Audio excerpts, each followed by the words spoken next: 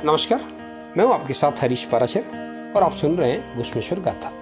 घुश्मेश्वर गाथा के इस खंड में मैं आपको उन देवालयों की जानकारी दे रहा हूं जो मंदिर परिसर में समय समय पर स्थानीय शासकों ने बनवाए। आज का जो अध्याय है उसका शीर्षक है देखें जयपुर के देवालय की छवि। राजा महाराजाओं का दौर सचमुच ऐसा ही था जिसमें शासक वर्ग जो ठान लेता था उसे पूरा करके ही छोड़ता था। घुश्मेश्वर मंदिर परिसर में जो प्रतापेश्वर जी का मंदिर है उसमें भगवान शिव और पार्वती माता पूरे परिवार के साथ बैठी हुई आदमकद रूप में बैठी हुई। उसमें ऐसा लगता है कि उनको देख करके कि हमेशा आश्चर्य होता है कि ये प्रतिमाएं मंदिर तक आई भी कैसे होंगी उस दौर में। न केवल ये प्रतिमाएं बल्कि यहाँ एक विशाल जलहरी भी है जिसमें विशाल शिवलिंग भी है, वो भी यहाँ कैसे स्थापित किया गया। इस मंदिर का निर्माण सिवाड़ के तत्कालीन ठाकुर शिवदान सिंह ने विक्रम संवत 1917 यानी वर्ष 1860 में कराया था और उसी साल में यहाँ प्रतिमाओं की प्राण प्रतिष्ठा कराई गई। आज से करीब 350 साल पहले जब ठाकुर भैरव सिंह ने सिवाड़ का किला बनवाया तब से ही यहाँ शांति का दौर हो गया था। और ये भी एक तथ्य है कि जयपुर राजघराने का यहाँ स्थानीय शासकों से जुड़ाव भी हो गया था, क्योंकि जब भी कभी युद्ध भी हुए होंगे तो जो ठिकानेदार है, स्थानीय ठिकानेदार है, वो जयपुर रियासत की तरफ से ही युद्ध में शामिल होते थे।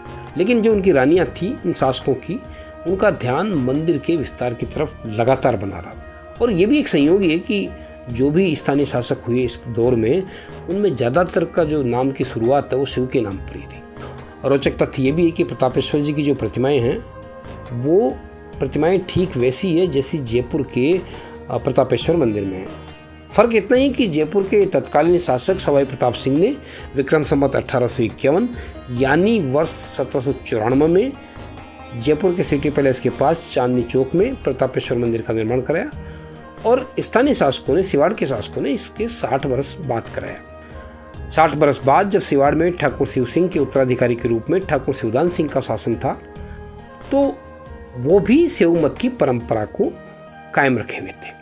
जब वो जयपुर गए तो उनको प्रतापेश्वर जी का मंदिर नजर आया, उन्होंने दर्शन किए और तभी उन्होंने तय कर लिया कि ऐसी प्रतिमाएं सिवाड़ के घुश्मेश्वर मंदिर में भी होनी चाहिए, क्योंकि उनको ये पता था कि जो प्रतापेश्वर मंदिर का निर्माण हुआ है जयपुर का, उसकी प्रतिमाएं चमत्कारी है और अपने ऊपर संकट टालने के लिए प्रताप सिंह ने उसका निर्माण कराया था। ठाकुर शिवदान सिंह 16 महीने तक जयपुर रहे और सिवाड़ आते ही उन्होंने सबसे पहले घुश्मेश्वर मंदिर महादेव की 4 दीवारी में एक शिखरबंद मंदिर बनवाया और बीचों बीच एक बड़ा शिवलिंग पधराया और जो प्रतिमाएं स्थापित की गई उसमें भगवान शिव, माँ पार्वती, गणेश जी और कार्तिकेय की प्रतिमाएं भी मौजूद हैं।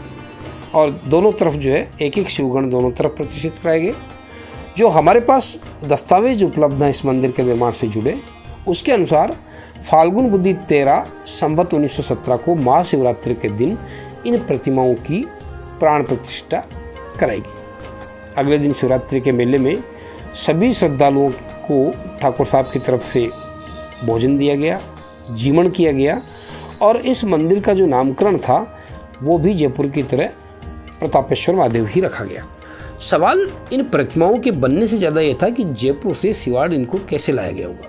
वर्ष 1918-1960 के दौर में न तो आज जैसे परिवहन के साधन थे और न ही कोई क्रेन वगैरह भी थी। इनको खास तौर से विशेष बैलगाड़ियों में लाया गया था, क्योंकि जो बड़ी समस्या ये भी थी कि जो सफ़ेद संगमरमर से जो शिला में बनी हुई ऊंची लंबी जलहरी थी जिसमें श्यामवर्ण का बड़ा शिवलिंग स्थापित किया जाना था, वो कैसे लाया जाए। तो जो लोगों ने लिख रखा हमारे प्राचीन पुरखों ने, उसमें ये पता चला कि ये एक हाथी पर जो हाथी का जो होदा होता है उस पर एक खास तौर से जलहरी को रखा गया तकनीक के साथ और उसको सिवाड़ लाया गया। प्रतिमाएं और जलहरी को गर्भगृह में पहले स्थापित किया गया और बाद में इस मंदिर का मुख्य द्वार बनाया गया। इसलिए आज भी बिना दरवाजे को चौड़ा किए हुए आप इन प्रतिमाओं को, जलहरी को बाहर नहीं निकाल सकते। जयपुर और सिवाड़ के शिव परिवार की प्रतिमाओं की मुखमुद्रा व बनावट में फ़र्क जरूर है, क्योंकि वक्त के साथ ये फ़र्क आ गया। लेकिन जिस शिवलिंग को प्रतिष्ठित करने के लिए खास तौर से जलहरी जयपुर से मंगवाई गई वो शिवलिंग विशाल शिवलिंग है और वो कहते हैं कि शिवालय सरोवर की खुदाई से ही वो निकला था। अब ये भी हो सकता है कि ये वही शिवलिंग रहा होगा, मुख्य शिवलिंग, जिसकी गुष्मा नामक ब्राह्मणी नियमित आराधना करती हो। और ये भी है कि संभवतः ये शिवलिंग विसर्जित किए जाने वाले पार्थिव लिंगों में नहीं था और जब वक्त के वक्त का बदलाव आया तो ये मुख्य शिवलिंग भी सरोवर में ही समा गया। और बाद में जो सिवाड़ का जो प्रतापेश्वर मंदिर है उसका नामकरण जयपुर की तर्ज पर ही इस मंदिर को प्रतापेश्वर मंदिर कहा गया। जयपुर के प्रतापेश्वर मंदिर के बारे में कहा जाता है कि यदि महामृत्युंजय महामंत्र का पाठ कराया जाए तो किसी की जान पर संकट टल सकता है। सिवाड़ के इस मंदिर के बारे में ऐसी कोई धारणा तो नहीं है, लेकिन शिव परिवार का ये मानव स्वरूप सिवाड़ जैसे स्थान पर होना सचमुच संमोहित करता है। प्रतापेश्वर के इस मंदिर के गर्भगृह में बैठकर परम शिवभक्त ठाकुर गुमान सिंह राजावत ने घुश्मेश्वर पर कवित्व लिखे थे। उनकी अधिकांश काव्य साधनाएं वो इसी गर्भगृह में हुई है। घुश्मेश्वर गाथा में आज इतना ही। नई कड़ी के साथ फिर हाजिर हूँगा। मुझे दीजिए इजाज़त। नमस्कार।